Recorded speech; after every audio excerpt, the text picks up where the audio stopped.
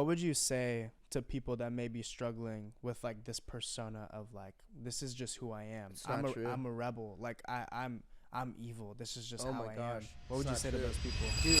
Beyond Pod. Yo, what's up, guys? Welcome to the Beyond Pod episode 8. Woo! This is our season finale, right?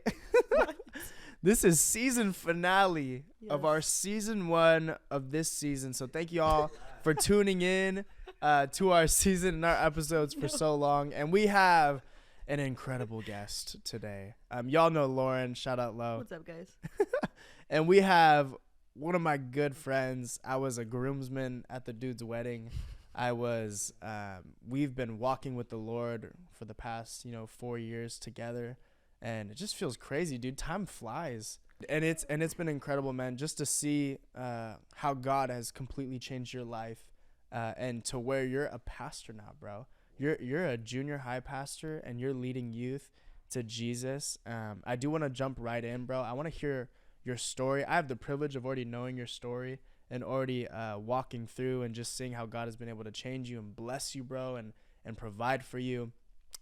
Give you a wife and give you a home and all these things.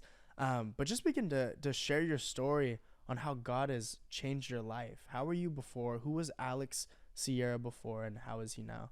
Can I, before I get on about me too, this is top tier drinking. Is it? This is top tier drinking. So can I give you the It's tiers? not alcohol.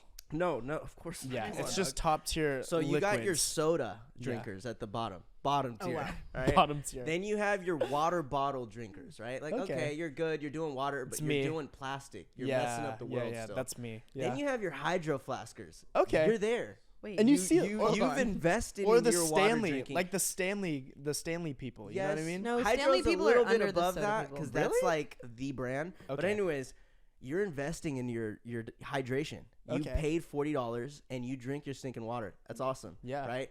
Then you have like your kombucha. Kombucha. Then you have your kombucha. That's not you. You're You're straight not- up. No. And then there's aloe vera. That's the top tier. They've Like, dog, surpassed the the water stuff- drinkers? Yes. Give me that. Let me see Like No, the what- stuff that you put on your face for sunburns, I'm drinking that. Let me see that. You know what I'm saying? That's What's so good about it? that's What like are the top. Alex, tier. what are the benefits? 32 grams of sugar. It don't matter. It doesn't matter. Wait, 32 grams of sugar per serving, and there's 4 servings Nah, in this bro. bottle. Look at my face. It doesn't matter. Okay. It's the Look fact at my that skin. Look at me. That's Like, insane. It's the Dude, fact there's that no it's way. good for your That's digestion. so much sugar. So, anyways, what does for this do? What's all you young 32 adults times out there, 4? calcium and vitamin C. 128 grams of sugar. 32 times 4 is 128. I'm not drinking this in a day. Maybe a quarter. I'm That's to a this lot. line. You know what I'm saying? That's a lot. But the stuff that you're putting in your skin, on your skin, is going in my body. Okay, it's healing me from the inside out. You're healing sunburns. I'm healing my. This is- That's Alex's This testimony. is literally like if we were, because we're all friends. Yeah. If we were literally Oh in my a room, gosh. this is how how it we would goes. talk. Yep. This is how I'm so talking. That's dumb. how I was asked to come here Yep. today. I love Jared. We've been close. Yeah. But anyways, What's your story, bro? what's my story? that? Dude, okay, so my story, it really does start from the very beginning. I'm sure, as most stories do. No, from birth, people do they talk about their birth on here? I'm about to talk about my birth. Go ahead, You know most what I'm talking stories. about. Go ahead. From the very beginning. Most stories start at the beginning. Yeah, no, I'm talking about testimony-wise, though. Go. You know what okay. I'm saying? I got you. Wow. Just let him cook. Trying to slander my name on the camera. I'll let you Trying cook. to I'll let make you me cook. look dumb. Go ahead. No, let No, him I'm just cook. kidding. Okay. I'm just kidding. So my story starts from the very beginning, like every single story, right? Lauren, no, don't what I- snort. Don't snort, Lauren. Lauren's a laugh snorter. Let him Jesus, go. sorry. I didn't Oh, snort. sorry. Jesus. Okay. So my story, I'm right? sweating, bro. This is funny. It talks about in the Word how God formed us in our mother's womb, right? We're all intentional. Mm-hmm. But my mom, she was pregnant with me at 17. Actually, she was pregnant at 16. And my grandmother, was telling her to get an abortion. She wasn't ready. She was in high school still, right? And so that was the plan. When your mom's for it, it's kind of like, okay, then I got the green light. Yeah. And so my mom made an appointment to have me aborted. And like the day before her appointment, her best friend at the time, her name was Victoria, rest in peace. But her best friend at the time, her mom called my mom. Wow. And she said, "Hey, Andrea, the Lord told me that you're gonna have a baby, and you're gonna abort it." And she said, "Don't do it. That is not your son. That is God's son." Crazy. So my mom, right, hangs up the phone, calls up her best friend, Victoria, and says, "Victoria, why would you tell your mom I'm getting an abortion? Why would you do that?" And Victoria's like, "I swear on everything, I did not tell my mom. Wow. I swear on everything, I did not tell my mom." And so that hit my mom, was like, "Oh my gosh, is God talking to her and telling?" Like, that just shook my mom. Yeah. Anyway, she goes to the appointment's tomorrow. She still goes. She's in the office. Doctor comes in. Bro. And she just said, and the only thing that's going through my mom's mind is, man, what she's actually my godmom now, but what her best friend's mom said was going through her mind. And she just told the doctor, "Hey, I'm sorry, I can't go through with this." Bro, Got up from the table crazy. and left. Wow. And 24 years later, your boy's holding a mic. You know what I'm saying? But Epic. that, it starts with that. You Bro, know, that's God was crazy. intentional with me. I mean, that's why I'm always pro-life. You know what I'm saying? I come from the Bay Area, right? A very liberal place. San Francisco is probably like as liberal as it gets. Growing up though, it's so funny. Growing up there, you don't really think about politics. You really just, and I don't mean to get into politics and on this, but like, you're just indoctrinated with a certain way of thinking growing up there. So like, Yeah. even though I had that story, I was saying, yeah, if you want to get an abortion, get an abortion. Not Wow. knowing how ignorant I was, saying like, bro, you dingus. Like, if you didn't, if your mom was pro-choice, you would not be here today. Yeah. Which is crazy.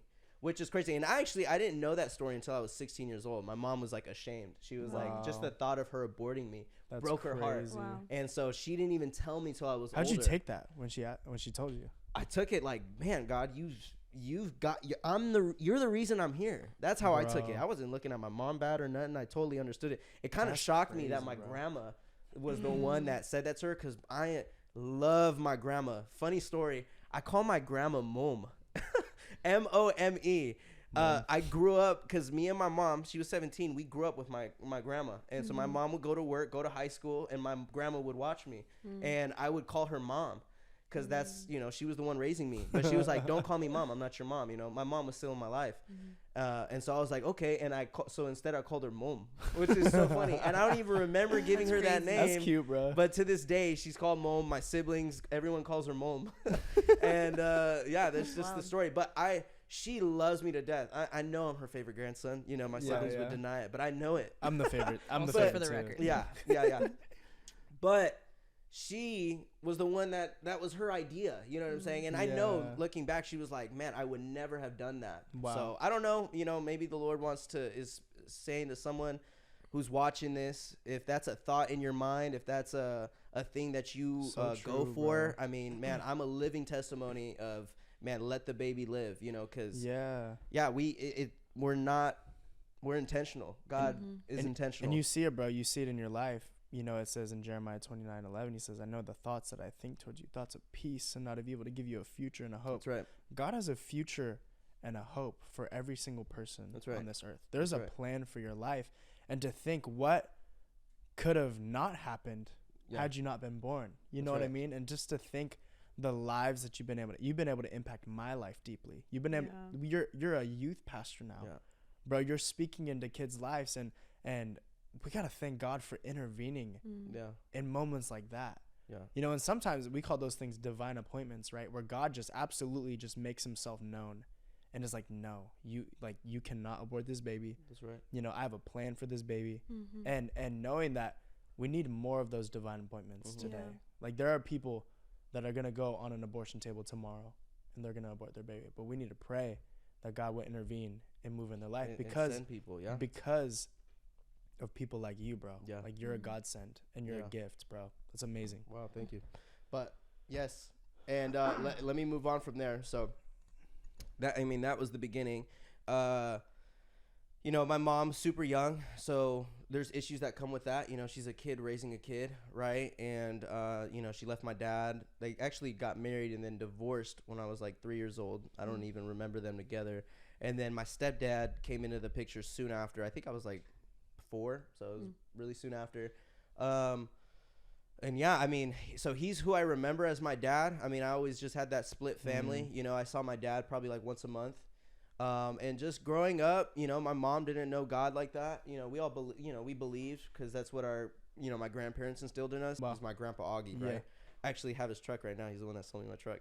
But anyways, he was the one, and he's a Puerto Rican dude, big guy, right? Super, like, big personality. This is my grandson, super deep voice, right? And takes me everywhere. And I was like a big-headed little kid, just like with my grandfather. And he would take me to church, and he was a deacon at this Pentecostal church, right? Wow. And I would go, and I had my little car seat. I would just be in his truck, and I'd be with him. And then I grew up to have a booster seat, and I'm just going with him.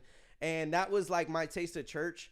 Also, my dad and my mom, they split, right? So my dad paid child support, and I grew up in Hayward, right? So it's the city right under Oakland, right? Everyone knows Oakland and how ghetto that is, but every city around that is affected by it. Like everyone's ghetto, like around that. So Hayward was super ghetto. My mom and dad, they didn't want to put me in public schools because it was so bad. So my dad would use my mom would use the child support money to send me to private school. Wow. So I went to private school, like from preschool all the way up to 8th grade.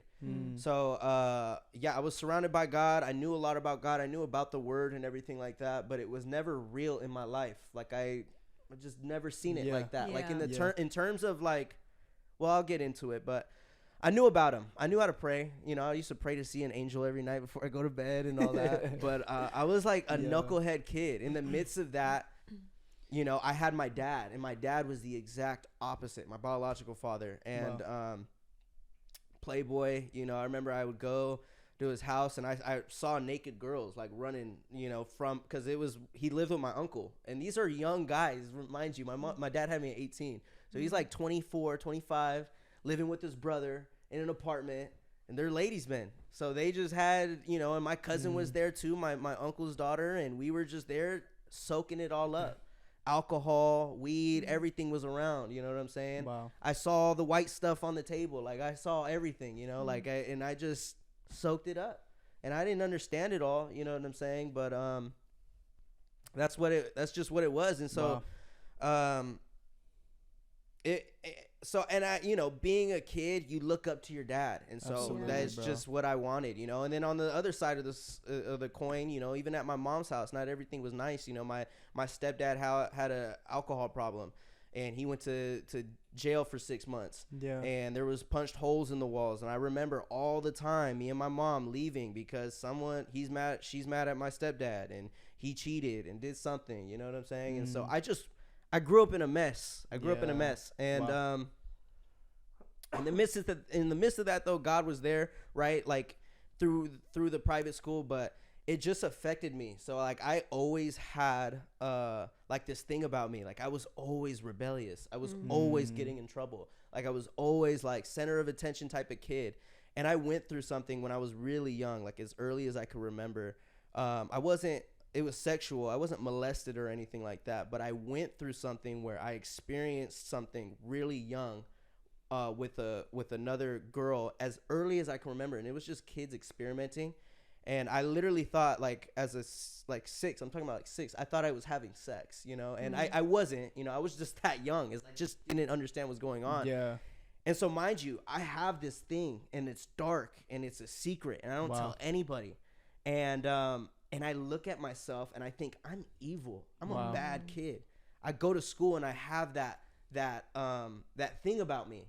So although I was in a private school, I mean, from an early age, I remember like I had my little clique, and we would my friend Jacob, his name was Jacob Bass. He would bring alcohol in his soup canister, and he would just pour all kinds of different alcohol. Joseph Salsky, his mom was addicted to pills. He brought Ambien and Vicodin to the private school. I was in 6th grade off Ambien, just drooling on a desk. And I'm so young that the teacher doesn't assume that. Yeah. I'm this young.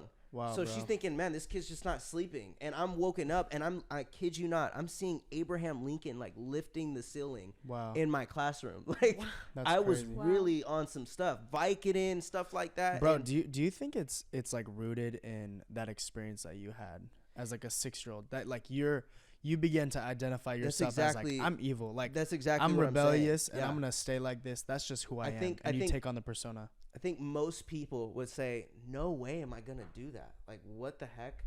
But the fact that I grew up already thinking I'm already unpure. Mm. Why? I don't care. Give me everything. I don't Wow. care. You know, I'm already impure. Who Yeah. cares? Yeah, let's try it, dude. Wow. Yeah, let's have fun. You know, and I started early, since fifth grade, drinking, smoking. I mean, those pills, Wow. and just girls. Like, that was just the topic. You know what Dude, I'm saying? That was life. What would you say to people that may be struggling with like this persona of like, this is just who I am. It's not true. I'm a rebel. Like I'm evil. This is just Oh how my I am. gosh. What would It's you not say true. to those people? Dude, read the word. Because I honestly, when I even first got saved, I used to still think I'm rebellious. God loves that about me. He loves that I'm a rebel because I am brave. I stand up. I do what I want. I don't let people direct me. You know what I'm saying? Yeah. Like, Jesus, you made me that way. That's who I am. And then I Wow. would read the word and see rebelliousness is an abomination to God. I'm Wow. like, frick, abomination, dude. Like, you know what I'm saying? Like- but when you Like when the read Hulk the would word, fight Abomination. yeah, yeah. Oh shoot. Ah, Stupid. am I green? Or, I don't know. It's fine. But I'm like, I'm just in dork mode a little bit. No, but when you read the word, you realize like that's not me. Yeah. That was something that was messed up in my life. Wow. And I really think, and I'm getting deep dish pizza already. Wow. But I really think that's why we have so many issues with identity, because we have people who Bro. just went through trauma Yeah. and they identify with the trauma. Yeah, bro. I identified with my trauma. Wow. Dude, if you look at it, these people who are so confused about their gender and so confused about I like men, you know, most of them are molested from men. Wow. You know, like young boys are Yeah. molested by guys, and then they say I'm gay And they're when they rooted get in older. trauma. Why? Because Yeah.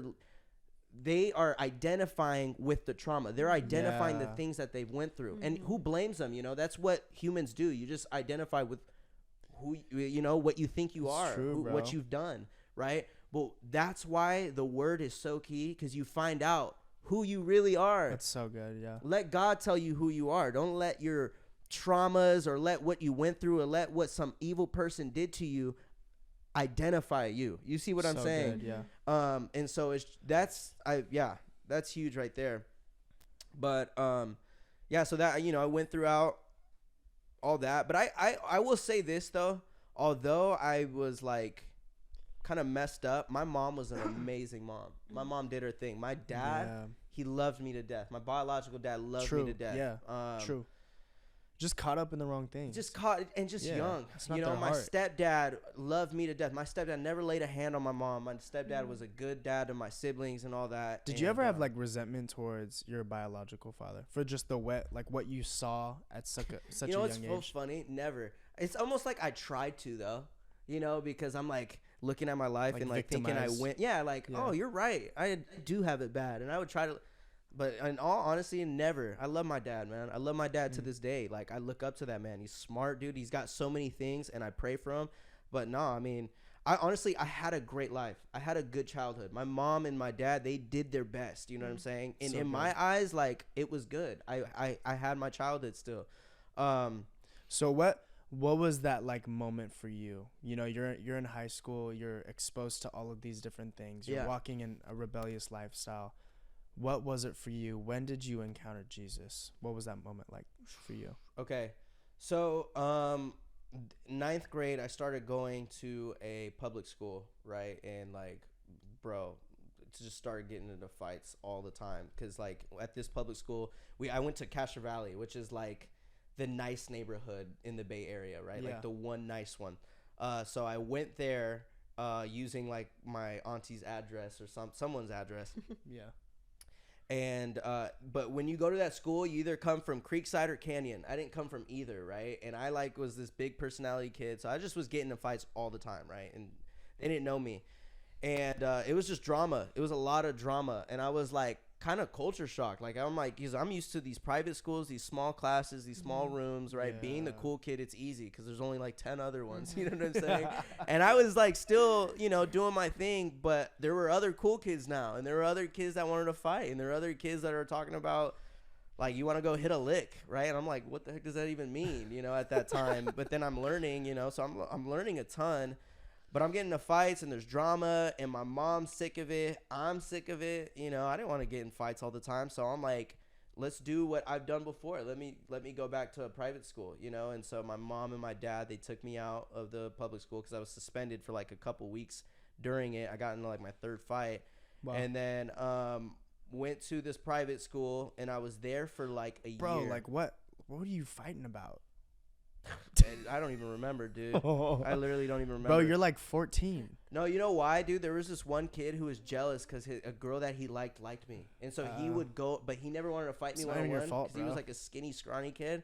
And so he would have like these seniors like try to like jump me. Yeah, I got jumped. Twice, That's crazy, bro. And like I never got like knocked out, like super beat up. I did one time though have like bruises, bro, like bad. Wow. And but then I remember, bro, I'm saved, right? But one of the best days of my life is when I whooped on that kid, though. That was spreading the rumors, bro. I still one of the best days of my life. I went to school. My dad, my mom gave me the green light, like, bro, go handle business. He's been causing drama. I put on my tins, bro. I went up to him. He was on his phone. His name was Alante. And I was like, Alante. He just looked up, and I just two-pieced him. Bing, bing. He falls on the floor. His phone fell. I'm stomping on his phone.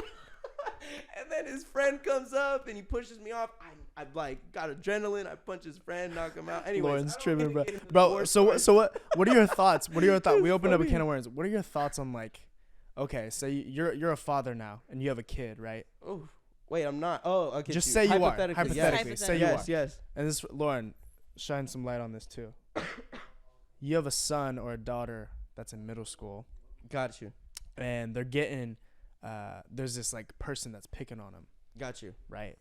Messing with them, Got you know, you. trying to fight them and all that. What are you telling your kid to do? Oh my gosh, that's a great question. To fight bro. back? Are you telling them, hey, just tell your teacher? Like, what are you telling them? Yeah, to do? you know, and this is where I have to go back to the word, you know, because I mean, obviously, as a dad, you know, this is your son. You're gonna want to, right? I don't know, bro. I don't know if I'm ready for this question right now. Because some people, I have no idea either. I have no idea. But for some people, they're like, stand your ground. Like, if it gets to a certain point, like, stand your ground and like hold it. You know what I mean? Jesus said, turn the other cheek, right? Mm-hmm. And I believe that we should turn the other cheek. But it's like, how many cheeks do we have? You know, like, I don't know. Right? And this is where I have to go for the Lord. Yeah, because part of me thinks, like, in the situation I was in high school, like, it kept happening where, you know, there was drama because of one person. And so, like, you know, I understand. Like, I don't, like, I look back and I think if my son was in that situation, you know, like, there's a point where you have to kind of stand up, you know, and, like, kind of, you know, I'm not going to let my son just get beat up on, you know what I'm saying? But, like, dude, you got to stand up for yourself. So that's kind of what I did. I didn't mean to go into that on the podcast. We were getting into something. You guys can cut that out. But I didn't even mean to get into that. I don't get to talk about myself often. Well, Lauren, what are your thoughts on that? I think you're right. I was thinking about that. That is a hard question. I think you're right. Well, not I think you're right. I know you're right. The Bible does say turn the other cheek. I don't know. That's a hard one. My natural thought would be I always tell kids to bring in like a teacher or like a person, whether it's a hard question if I'm thinking about if someone's getting physical with my child. Yeah. That's a difficult one. If someone's picking on my kid, I'm always like, go straight to an adult and tell them. Because once you start getting it, then you're going to get in trouble too because now you're getting involved. Yeah. Now you both did something wrong. So yeah. But my like natural first response is to like bring an adult into it. It's very hard though. I don't even have kids yet. But then you get like more picked on. You're like, oh, you brought in a teacher? Like, well, here's the thing though, like, I don't know, dude. Sometimes you got to go through all avenues and like. But that's wisdom though. I see that. I think there, like you said though, there's a difference between getting physical and like picking on. You know what I'm saying? And like, if they're getting physical, like I don't expect my son to just stand there like a statue. Yeah. You know. Defend yourself. Yeah. But it's a good question. Yeah, none of us are parents. No. So none of us do not take any of our advice. But pray and look in the Word. We have no experience with no experience at all. Yeah, no experience. Anyways, though, let me move on. I'm sorry. You guys can cut. I'm telling you. Sorry, we keep going on tangents. We do. This is my fault. When did the Lord reach me? So, like I was saying, I went to a private school again my sophomore year. man, I can't remember. It honestly gets a little foggy for me. But I do remember I went to, like, because they would have camps, like, for the high school. It was actually a ton of fun, dude. So I was there for a year, and at one of the camps, I really felt, like, God's presence before. Like, I remember it was Good, Good Father. I just heard that worship song while I was out there, and I started bawling before the Lord for, like, the first time in my life. Wow. And it was just because, like, I just, you know, I think the hurt of my dad and not having my dad, and, like, you know, my stepdad was amazing, but, like, just the confusion and all of it. Yeah. And, you know, just hearing that I have a good, good father in the Lord, like, that don't mess up, just, like, affected me for the first time. But it was just, like, one of those feelings, and then I moved on, you know? Yeah. And then my mom got sick with cancer. She got Hodgkin's lymphoma when I was a junior. And at this point, I'm, like, only blaming God. I don't know scripture. I don't know anything, right? Mm-hmm. So sickness, okay, where does that come from? Has to come from God. Mm-hmm. My mom's 30 in her mid 30s at this point. Mm-hmm. And she's caught in stage, like, I think it was like stage 3 Hodgkin's lymphoma. Wow. And she's on the verge of, like, it's looking bad. And so that's where I, like, lose it. You know, I'm at this private school. I'm doing better. That point right there, I kind of lose it. Wow. I remember when they told me. You blame God. I just blame God. I just, you know, kind of walked away from him. And I had morals my whole life. I know, like, at that point, my morals went out the window. Yeah. It's like, who cares, bro? Like, my mom's dying. Yeah. I don't care about Crazy. anything. I don't care about it. You know, my mom is my mom, you know, like, that was my person. So when I thought she was going to die, everything else went out the window. Wow. And it was really even hard for me to be around my mom because she was, like, bald. She was going through chemo. Wow. And I was like, man. It's hard and to so see, at bro. this point, I'm on all kinds of stuff, bro. I mean, I'm on drugs. I don't even care. I'm out the house as much as I can. I don't want to be around her. You know, I have little siblings. I have baby siblings. They're like, man, what, 7? I had, like, a 10-year-old and a 6-year-old at the house too, or, like, maybe younger than that, honestly. And I never was a brother that wanted to be a bad influence. So it got to a point where I had to leave. Pretty much got kicked out at 16. My mom was like, you're being, you know, a bad influence. You smell like weed all the time when you're at the house. I can't have you influencing your siblings like that. Wow. Move in with my dad. My dad doesn't have, you know, he's not a strict father. I come home at 3 a.m, makes no difference to him. You know, as long as I don't wake him up when I open the door, right? Yeah. So, I mean, Monday through Friday, and at this point, I got kicked out of the private school, the high school. Now I can't go back to the other high school I went to because I caused too much fights and drama. So then I'm sent to the continuation school. So I'm at a continuation school in Redwood. Wow. It's called Redwood Alternative. And I'm there, and I am doing whatever, whenever, however. I don't even care. Like, everything is just out the window at this point. Wow. All the drugs were on the table. I mean, pills. I mean, cocaine. I mean, yeah, just all of it. And women, you know what I'm saying, super disrespectful to them. Like, I didn't have girls that were friends. Never even heard of that. You know what I'm saying? It was just for a purpose, you know. And I was hurt, man. I was just really hurt. But in the midst of that, bro, my mom got saved, like, dramatically, bro. Changed her life for God 100%. Wow. And is fully healed from that. You know, my mom is healthy today. She just got on my nerves today on a phone call. You know what I'm saying? But my mom is good. Fully healed of cancer. Fully healed. Wow. Fully healed. And, dude, in the midst of chemo, she was still taking my siblings to school. She was washing dishes. She was working. Wow. She was doing her thing. It's like, amazing. it was God that healed her. She got on her knees and prayed, and she was healed from stage, like, from late catching it, too. So that was the good thing that came out of it, right? And so, mind you, though, I'm bad. I'm already have a DUI at 17. Stuff's going bad. I'm at my dad's. Marlene and Jonathan Jeremy. Yeah. I met him at 14. I love that guy. I've always loved Jonathan. He was always a great guy. Let me start cutting down because I know we don't have much time. Huh? I said this is your auntie and your uncle. Yes, this is my auntie and uncle. They're saved. Marlene was always the golden child, you know, like, always. She was always the one that represented the Lord. She and Jonathan said, hey, let's pay for you to go to camp Cedar Crest. And I would go. And I remember at 17, I went, and God changed my life. Like, wow. I remember I was at the camp, and I've experienced the presence of God. Wow. And I felt, like, better. Yeah. And God gave me a word, and I even wrote it down, and it was move out and move in with Jonathan and Marlene in Lake Elsinore. Wow. And I was like, bruh. And the only reason why I knew that was God was because it was something that I would never think of. Yeah. I love the Bay Area. I love my shift, stinking bro. family, dude. That's like It's a huge shift. Northern to Southern California, bro. Yeah. Huge shift. So anyways, I tell Jonathan, he's all like, dude, write it down, right? Yeah. And I'm like, He's like, what's up? and then I come back down the mountain and life hits me. I'm like, bro, I gotta go to court. DUI. I have a DUI. Like, Crazy. I have to go to court weekly to handle this. Like, how am I supposed to do that and go out there? I have like stuff I have to do. And so I end up not doing it, you know, and I didn't do it for a year. But I tried back at my mom's church. You know, my mom was going to church at this point. Yeah. And so, and you're 17. I'm You're 17. like fresh out of camp. Yeah. And Feeling so good. I'm feeling great. I get baptized at my mom's church. Wow. And I was like, I'm going to try my best, you know, and it lasted for about 2 weeks. And Nice. I just had no one out there. That's why Beyond is something special to me. Like, dude, in the Bay Area, there is no young adult, at least that I saw, there was no young adult community We're like blessed, that of bro. people who We got it pursue so the Lord. good. Yeah. And so I'm not going to kick it with my mom on a Friday night. So I just went back to Facts. hanging out with the bad friends after 2 weeks. I got bored and I got bad again, you know, quick. It just got, and it went from bad to worse. You know, it felt like things just started getting worse. And friends that I were seeing, bro, I had a friend who was Joseph Salsky. I said his name earlier. That dude ended up like in Frisco homeless. I'm talking about, I saw people before me that are on crack, that are on heroin. Like, it was like, Alex, this is where you're heading, bro, if you don't turn. And I always tell myself I'll never mess with needles. But, I mean, I don't know, you know. But I thank God. So then let me shift. 18 years old.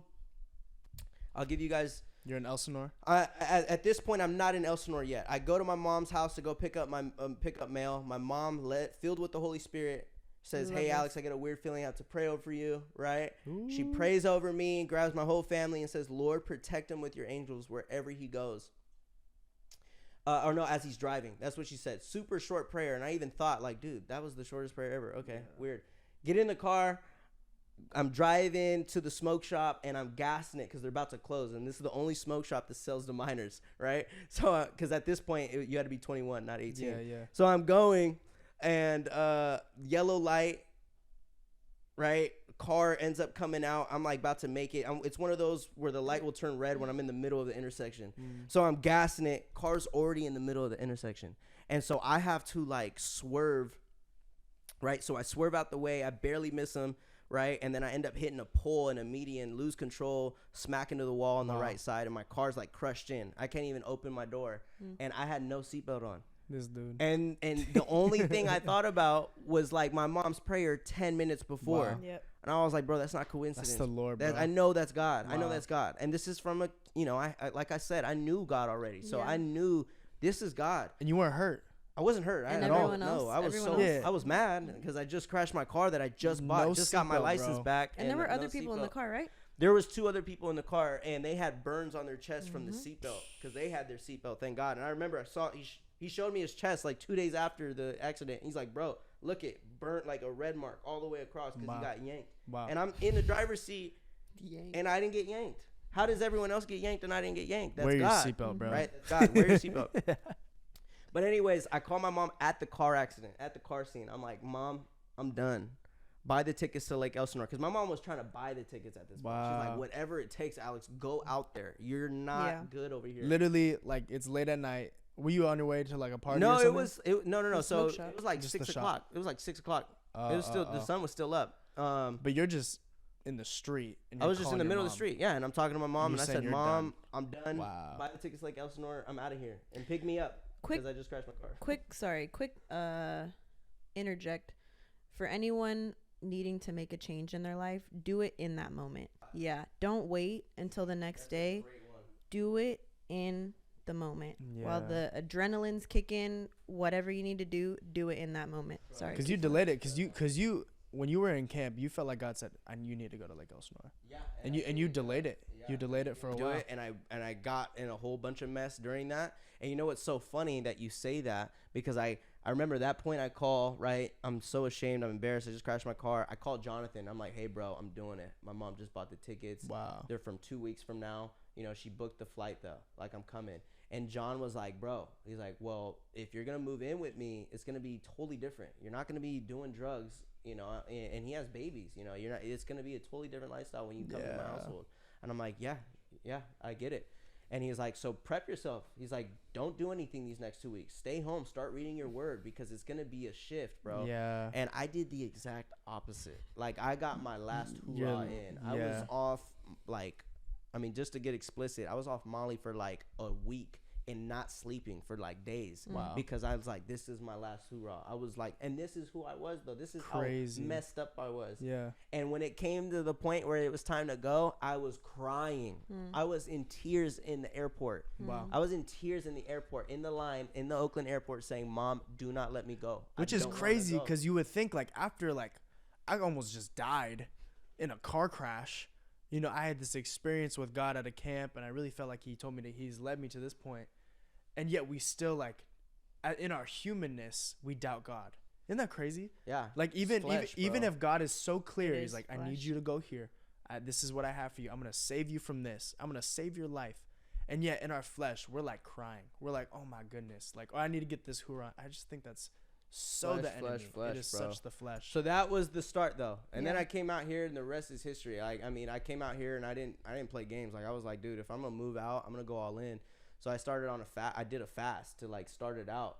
And Jonathan was like explaining to me what he did. 3 days just water, the rest Daniel fast. I was like, all right, cool, I'll do that. And he's like, well, you never fasted before, so do 2 days. And I remember on my second day, I got this thought again. And this is like I would say this is probably the second time I heard the Lord speak, and I heard go 5 days. Again, the only reason I knew it was God, because it was like, why would I ever want to go 5 days? Wow. And I went 5 days, bro, Wow. just water. Wow. And it was so hard, bro. Day 3 was the hardest. I still remember like the pain, but it was so hard. But I know that right there was a huge shift, Turning bro. point. Yeah. Like that was like, okay, I don't need drugs. You know what I'm saying? Like it was something I needed. God wanted to fast track me, because I've been saved for, man, how long has it been? Maybe 6 years now. Yeah. And it's uncommon to go from the point that I was at to where I'm at now. But I believe in a short from the amount of point that time. I got saved, God has wanted to fast track me, and I could not cut corners, you know. Yeah. And so when he said go 5, I went 5. Yeah. You know, and God helped me through it all. This is not because I was so amazing, but man, like God has just fast tracked me to where I'm at. And that's the thing, bro. Sometimes it takes radical obedience to get radical results in our lives. You got to live like no one else in order to live like no one else. Yeah. I love that. Literally. I think that's in James. No, I'm just playing. No, it's not the scripture. I was like, I've It's not never- the scripture. I'm like, man, that's crazy. No, I think that's so powerful, bro. And since then, I have the privilege of being a part of that. You know, when you moved from Lake Elsinore back to Anaheim with Jonathan, and we were both under Pastor Jonathan for about maybe 3 years or so. Yep. And seeing how you were at that point, you were still Alex. You were still like Bay Area. You would dress how you dressed, and you would talk how you talked, and you would struggle with some of the things that you were struggling with. And it was just you, me, and Jairus, and we would just play video games, and we would work out, and we would like do flips in the pool, and like that was our life. You know what I mean? But we like loved Jesus the whole time, and we wanted to do right. Although in our imperfection, we just wanted to do right before God. And I think it's so key, and I love how you brought up, you know, after camp, I went back to the Bay, and it was so hard for me. Why? Because you didn't have a community to run with you and to do life with. I believe this, and the Lord gave me this, but young adults desire 2 things: an encounter with God and a community to run with. We, as young people, we desire friends. We desire people to go with, and it's so lame to be alone. It says in Proverbs, it says, a man who isolates himself will seek his own desire and rages against all wise judgment. When we isolate ourselves, and that is typically rooted in, you know, offense, or typically rooted in bitterness, or whatever it is, we seek our own desire. We do the things that we want to do. So I'm not shocked that you just encountered God's presence. You told me you sang Good Father, and God met you there. And you're like, man, I'm on fire. It lasts about 2 weeks. Why? Because there needs to be something stoking that flame in your heart. And that's community that sharpens you. That's God's word. That's people that are influencing you and leading you down the right path, bro. And just seeing how God has just blessed you in such a fast and supernatural way is so amazing, dude. walk with wise and you'll become wise, right? A companion of fools will be destroyed. It don't matter. Okay, well, a companion of fools, but if you get revelation, then you won't be destroyed. It didn't say that. It don't matter if you have experienced the presence of God. A companion of fools will be destroyed. Like who you hang out with is huge. Yeah, that's why I honestly, bro.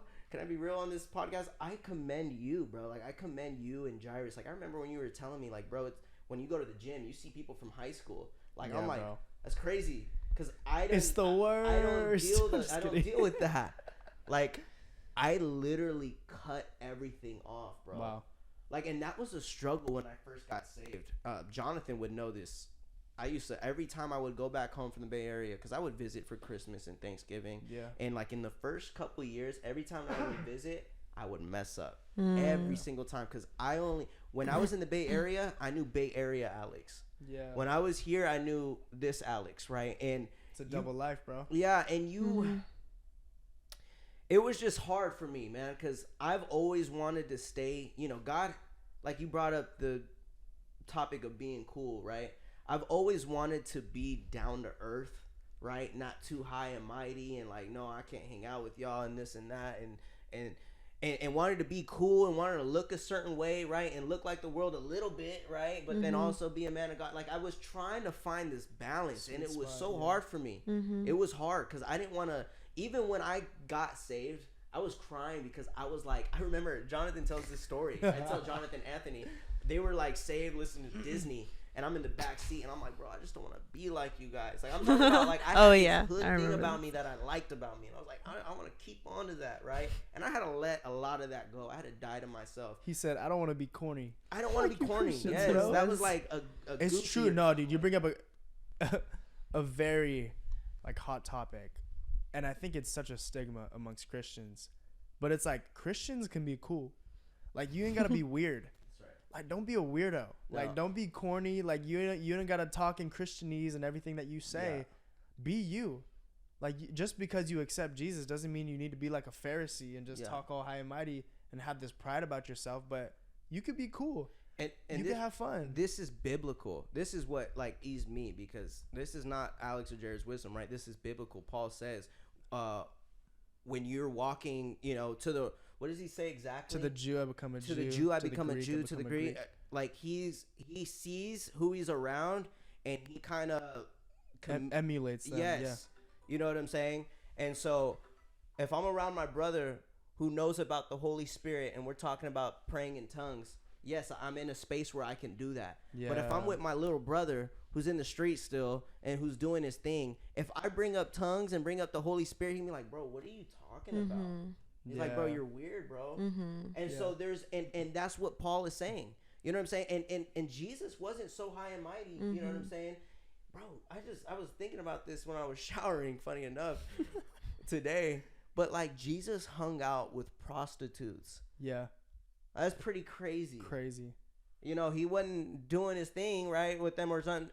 He was trying to help them, right? But he was not so high and mighty where he's like, I can't even hang out with y'all, right? But notice that when he hung out with them, he had his crew with him, right? I always John gave me this analogy before, but it's much easier to bring someone down than it is to bring someone up. Yeah. So like Jared, right? About the same weight. If he's standing on a high point and I'm on the low point, I can pull him down. Easy. One on one, right? If I'm hanging out with a guy and it's just me and I have a problem with drugs and this guy's smoking weed in front of me, it's much easier for him to have me smoke weed than for me to have him, follow the Lord. Yeah. Right?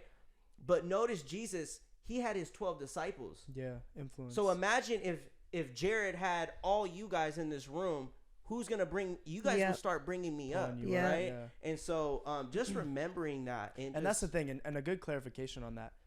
Doesn't mean if you're hanging out with, an alcoholic, doesn't mean I'm gonna get drunk with this person. No. You know what I mean? Like don't sin. Yeah. But I'm willing to be in this environment. I'm willing to talk like you. I'm willing to be like you. I'm willing to be similar towards you to get you saved. That's the purpose. The purpose is to get the gospel shared to you. The purpose is to plant that seed of God's love and and his glory in your life, not to participate with them and to do the sin, but it's more so to call them up and just to see them the way that God sees them truly for their life. And we get to call those people up. So if I'm hanging out with old friends and they're just football guys, you know what I mean? I put my sports hat on and I start talking about sports. And then I start talking about this. And why? Because I get to relate to them. I ain't got to be weird.